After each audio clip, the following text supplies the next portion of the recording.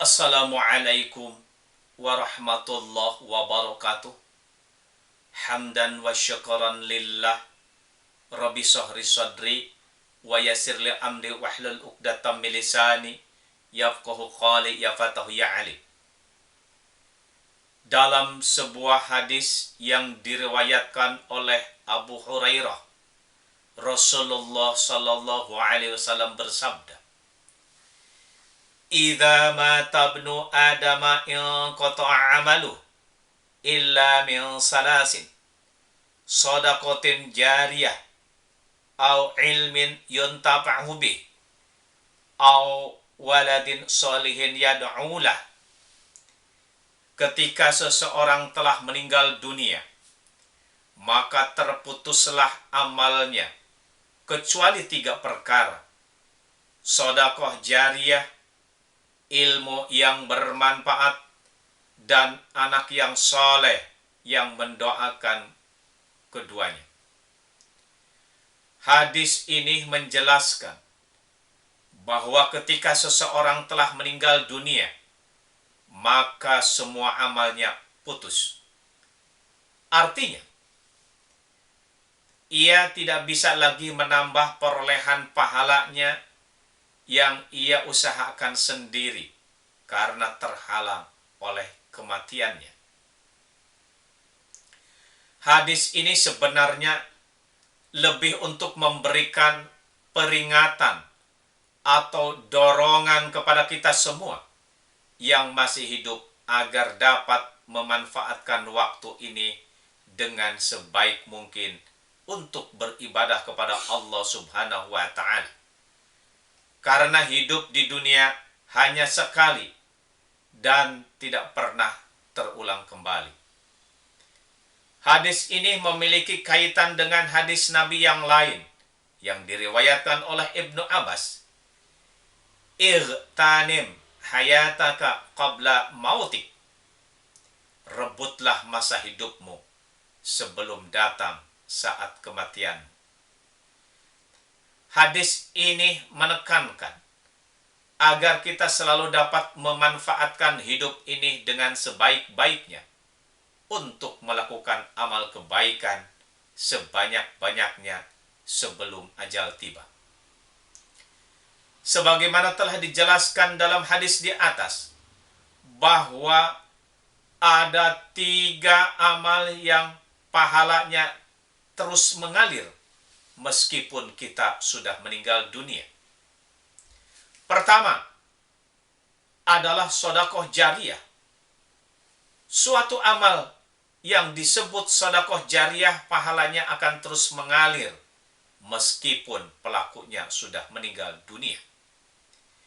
Ini bisa terjadi jika kemanfaatannya atau dampak positif dari amal itu masih mengalir hingga saat-saat berikutnya setelah yang beramal meninggal dunia. Sebagai contoh, apabila seseorang di masa hidupnya telah menyumbangkan sebuah bangunan sebagai wakaf untuk kepentingan umum seperti masjid, musola, sekolah, pesantren, atau bahkan rumah sakit. Selama bangunan itu masih digunakan untuk kegiatan yang bermanfaat, maka selama itu pula pahalanya akan mengalir terus kepada penyumbangnya meskipun ia sendiri telah meninggal dunia.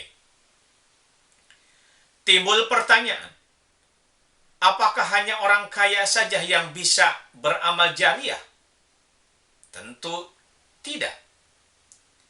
Semua orang sebenarnya memiliki kesempatan yang sama untuk dapat beramal jariyah. Jika orang kaya bisa beramal jariyah dengan hartanya, maka orang miskin bisa beramal jariyah dengan tenaga fisiknya. Atau bisa juga dengan harta meskipun tidak sebesar orang kaya. Seorang buruh bangunan yang sedang membangun sebuah masjid misalnya, ia tidak mendapat upah yang layak karena sesuatu alasan, tetapi dia ikhlas dan bahkan meniatkan kekurangan dari upahnya sebagai sumbangan jariahnya, maka kekurangan itu akan dicatat sebagai amal jariah. Tetapi tentu saja nilai sebuah amal tidak semata-mata dilihat dari berapa besar nilai nominalnya. Yang tak kalah penting adalah bobot keikhlasan dalam beramal. Jika orang pandai bisa beramal jariah dengan ilmu atau ide-idenya, maka orang yang tidak pandai bisa beramal jariah dengan tenaga fisiknya untuk mengimplementasikan gagasan-gagasan dari orang pandai tersebut. Orang-orang tua yang sudah tidak punya harta yang cukup, tenaga fisik juga sudah lemah, gagasan-gagasan cemerlang mungkin juga sulit mereka capai. Mereka sesungguhnya masih bisa beramal jariah dengan memberikan dorongan semangat kepada para muda-muda yang menghasilkan sebuah karya yang monumental. Jika memberikan dorongan semangat juga tidak mampu mereka lakukan, mereka tetap saja memiliki kesempatan beramal dengan senantiasa mendoakan kepada Allah Subhanahu wa Ta'ala agar sebuah karya atau program penting di masyarakat dapat terlaksana dengan baik. Kedua, yang tidak putus pahalanya adalah ilmu yang bermanfaat. Apa sebenarnya yang dimaksud dengan ilmu yang bermanfaat itu? Mungkin saja ada beragam jawaban atas pertanyaan itu. Tetapi intinya adalah ilmu yang bisa memberikan manfaat kepada diri sendiri maupun orang lain untuk mencapai keselamatan dunia dan akhirat. Tentu saja ilmu seperti ini tidak lain adalah ilmu agama. Karena hanya ilmu agama lah yang memberikan manusia petunjuk bagaimana beriman kepada Allah Subhanahu wa Ta'ala dan melaksanakan apa yang diperintahkan serta meninggalkan apa yang dilarangnya. Oleh karena itu, setiap orang wajib hukumnya belajar ilmu agama. Dengan kata lain, belajar ilmu agama hukumnya fardu ain. Keharusan mencari ilmu dapat kita lihat dalam sebuah hadis yang diriwayatkan oleh Anas bin Malik. Talabul ilmi fardatun ala kulli muslimin. Menuntut ilmu itu wajib atas setiap muslim. Man salaka tariqan yaltamisu fihi ilman syahalallahu lahu bihi tariqan illal jannah. Barang siapa menelusuri jalan untuk mencari ilmu padanya, Allah akan memudahkan baginya jalan menuju surga. Namun demikian, tidak berarti bahwa seseorang secara otomatis telah memiliki ilmu yang bermanfaat ketika ia telah mendapatkan ilmu agama yang luas. Justru letak kemanfaatan ilmu itu ada pada pengalamannya. Seseorang yang memiliki ilmu agama tetapi tidak diamalkannya, maka akan menjadi bumerang bagi orang itu. Seberapapun ilmu agama kita diharuskan menyampaikan ilmu itu kepada orang lain yang membutuhkannya. Kita tidak boleh menyembunyikan ilmu yang kita miliki, karena ini termasuk perbuatan dosa. Rasulullah SAW bersabda, siapa yang ditanya tentang suatu ilmu, lalu ia menyembunyikannya, maka akan diberikan pada hari kiamat penutup mulut dari api neraka. Demikian juga sebaliknya, jika kita memiliki ilmu yang membuat orang berdosa, maka kita yang memberikan contohnya juga akan menerima dosa tersebut. Misalnya, ada orang merasa bangga bisa memberikan contoh goyangan erotis. Goyang ngebor, goyang ngecor, goyang patah-patah, goyang itik, dan goyangan erotis lainnya. kemudian goyangan itu dicontoh oleh orang lain, menimbulkan dosa baginya.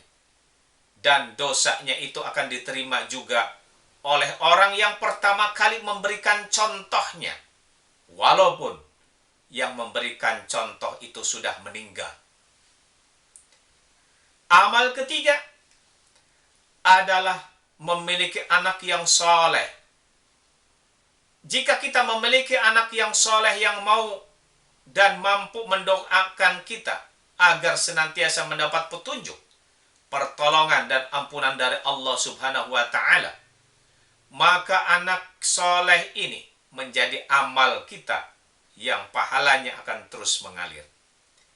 Tetapi pertanyaannya, bisakah anak mendoakan kita kalau kita tidak membekali mereka dengan ilmu agama? Bisakah mereka berdoa, memohon ampunan atas dosa-dosa kita, kalau kita tidak pernah mengajari atau melatihnya dengan ilmu agama? Pertanyaan-pertanyaan seperti ini hendaknya selalu kita ajukan pada diri kita sendiri. Alasannya, karena kita memang membutuhkan anak-anak yang mendoakan kita, terutama ketika kita sudah tidak bisa berdoa sebaik kita masih hidup, karena sudah berbaring di dalam kubur. Di dalam kubur tidak ada yang kita nanti kecuali doa-doa orang yang masih hidup, terutama anak turunan kita sendiri. Disinilah relevansinya antara tahlil dengan doa anak untuk kedua orang tuanya. Untuk itulah anak-anak harus kita ajari melakukan ritual tahlil dan melafazkan doa-doa seperti Rabbik firli wali walidayya warhamhuma kama rabbayani shaghira. Tuhanku, ampunilah dosaku dan dosa kedua orang tuaku. Sayangilah keduanya sebagaimana keduanya menyayangiku di waktu aku kecil. Ketiga amal di atas, yakni sedekah jariyah, ilmu yang bermanfaat, dan anak yang soleh, hendaknya menjadi perhatian kita yang serius. Jangan sampai kita keburu meninggal dunia sementara ketiga hal tersebut belum sempat kita persiapkan dengan baik. Apalah artinya hidup ini jika kita tidak mengisinya dengan amal-amal yang kita butuhkan buat kelak di akhirat? Hidup hanya sekali, maka jangan kita merugi untuk selamanya. Kalau hanya rugi di dunia, pasti kita bisa mencari gantinya. Tetapi kalau rugi di akhirat, kita hanya bisa menyesali karena kerugian itu bisa jadi untuk selama-lamanya. Semoga Allah Subhanahu wa Ta'ala memberikan kekuatan iman Islam kita, sehingga kita bisa mengumpulkan pahala untuk bekal kehidupan kita di akhirat. Kurang lebihnya mohon dimaafkan. Akhirul kalam, wabillahi taufiq wal hidayah. Assalamualaikum warahmatullahi wabarakatuh.